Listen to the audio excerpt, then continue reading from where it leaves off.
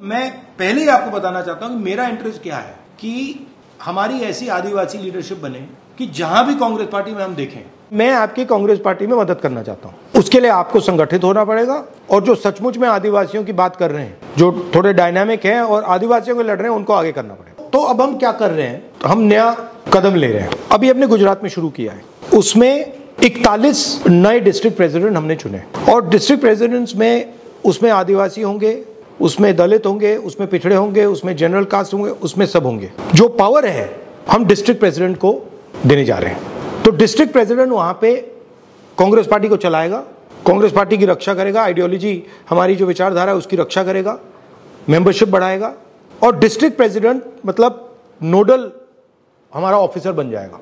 और हम ये 708 हिंदुस्तान के हर डिस्ट्रिक्ट में कर रहे हैं। क्योंकि एक प्रॉब्लम आती है, जब अहमदाबाद से डिसीजन लिया जाता है या दिल्ली से लिया जाता है तो बनासकांठा का मतलब उसमें कुछ होता ही नहीं है। तो हम चाह रहे हैं कि बनासकांठा से डिसीजन लिया जाए, भरूच से डिसीजन लिया जाए, अहमदाबाद से डिसीजन लिया जाए और वहां पे हम एक डिस्ट्रिक्ट प्रेसिडेंट और उसकी कमेटी को मजबूत करेंगे, उसको फाइनेंशियल सपोर्ट देंगे, उसकी प्रोटेक्शन करेंगे, उसके माध्यम से पार्टी को खड़ा करेंगे। तो ये हमारा एक लेवल का वो प्लान है। दूसरी बात हमने की है कि हमने इनको आदिवासी यूनिट का चेयरमैन बनाया है। अगर आदिवासी जिला है तो इनका जो संगठन है उससे भी टिकट के बारे में पूछा जाएगा। ये नहीं कि भैया आप आदिवासी संगठन हो, आप उधर दौड़ रहे हो और टिकट का टाइम जब आएगा, पंचायत का टाइम जब आएगा, जिला परिषद का टाइम आएगा, आपका कुछ लेना देना नहीं। तो ये हम स्ट्रक्चर बना रहे हैं, इसमें टाइम लगेगा, बट हम चाहते हैं कि हर स्टेट में अगर हम देखें तो 10-15 डायनामिक आदिवासी नेता हमें दिखे। जो आदिवासी खुश नहीं है बिकॉज उसके पास जो उसकी प्रोग्रेस होनी चाहिए थी, जो उसका विकास होना चाहिए, उसको नहीं मिला। तो अगर आप उससे कहोगे यार देखो हमने ये किया क्या, वो कहेगा हाँ यार वो तो सब ठीक है मगर मेरी हालत देख जी। तो हमें फ्यूचर की बात करनी है, हमें कहना है कि देखो भैया हम आपके लिए ये और ये करने जा रहे हैं। अब आप बोलिए। सर आपने सब कुछ ही बोल दिया, जो बोलना जो हम बताना चाहते थे सब कुछ बोल दिया। जब से डिजिटलाइजेशन हुआ है लैंड का, सबसे ज़्यादा मार अगर किसी ने खाया है तो वो ट्राइबल्स ने खाया। सर इतने गलत तरीके से क्यों सर आई टेल यू, इतने गलत तरीके से लैंड डिजिटलाइजेशन हुआ है कि गलत लोगों का नाम चढ़ा दिया गया है। सर किसी का अगर 5 एकड़ जमीन था उसको 0 कर दिया गया है, ओनरशिप बदल दिया गया है। सर बस बेसिकली चोरी कर दी है। एब्सोल्युटली। तो इसको ठीक कैसे किया जाएगा सर? क्योंकि लैंड डिजिटलाइज्ड हुआ है सर। अब आपको अगर चेंज करना है तो आपको डिजिटली चेंज करना है सर। लोग अपना ओरिजिनल हार्ड कॉपी डॉक्यूमेंट्स लेके घूम रहे हैं, उसका कोई मान्यता नहीं है। डिजिटल डॉक्यूमेंट्स को ही मान्यता है। तो मतलब जो इनकरेक्ट डॉक्यूमेंट है उसी को उसको मान्यता मिल गई। जी सर। लीगली अगर कोर्ट भी जा रहे हैं आदिवासी तो सर उनको कितना अंडरस्टैंडिंग है लीगल चीज़ों का।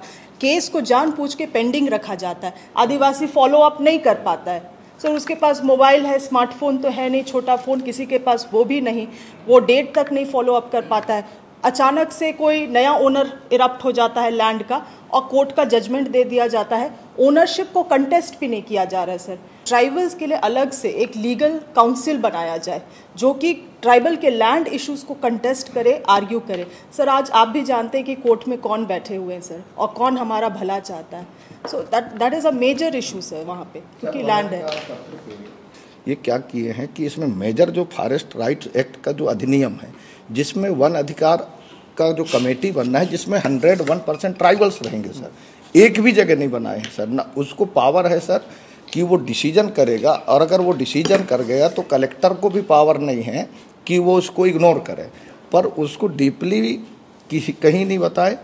और ये पूरा प्रदेश में चाहे झारखंड हो, चाहे उड़ीसा हो, चाहे महाराष्ट्र हो सर, ट्राइबल्स की जो लैंड्स है आपने अभी रोका सर, नहीं तो ये तो वनों को प्राइवेट लोगों को दे रहे थे।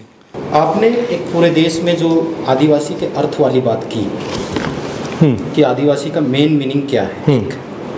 क्योंकि आप देशज हैं, यहाँ के मालिक हैं, इसलिए जल जंगल जमीन पे पहला राइट्स आदिवासियों का है। तो जन संगठनों का विश्वास कांग्रेस पार्टी के प्रति बड़ा है सर, क्योंकि वो कह रहे हैं वनवासी और हम कह रहे हैं आदिवासी। लेकिन आपने एक बात महत्वपूर्ण की सर, यूनिटी की, एकता की। हम संगठित नहीं हैं। आरएसएस इस बेस पे काम कर रहा है सर हमारे क्षेत्र में एक। तो इसके लिए हमको कुछ ना कुछ बड़े लेवल पे जाके सोचना पड़ेगा कि इसका सॉर्ट आउट क्या करें। गुजरात में सर जल जंगल ज़मीन की बात की है, इसमें पूरे गुजरात में ये 30 साल में बीजेपी सरकार ने शेड्यूल ट्राइब एरिया है हमारा, बनासकांठा में अंबाजी हो, अरवल्ली में शामला जी हो, दाहोद डिस्ट्रिक्ट हो, अब अभी आप राजपीपला में केवड़िया कॉलोनी हो, ये सापुतारा नांग में भी इश्यू है। पूरी जमीन आदिवासियों की बीजेपी सरकार ने उद्योगपतियों को दे दी। इसके लिए हम लड़ते हैं, कोर्ट में भी लड़ते हैं। लेकिन आपने जो बोला है कि 2027 में गुजरात में कांग्रेस की सरकार को लाके भाजपा सरकार को उखाड़ के फेंक देंगे। जहाँ जहाँ पर सर शहरीकरण हो रहा है उनकी जमीन लगातार सर खत्म होते जा रही है सर। इस पे हम कैसे रोके, कैसे इसको रोके, कानून को कैसे हम प्रभावी करें सर, प्रभावी रूप से हम कैसे कानून को लागू कराएं सर, ये हमारे लिए बड़ा चैलेंज है। ठीक है। और आदिवासियों को सिर्फ कांग्रेस पे ही विश्वास है सर, क्योंकि उनके जंगल जमीन की बात कांग्रेस ही करती है। आरएसएस तो उसको वनांचल कह रही है सर, आरएसएस तो उसको वनवासी कह रही है, आरएसएस उसको हिंदुत्व की ओर सीधे ले जाना चाह रही है, उसका वजूद को ही समाप्त करना चाह रही है।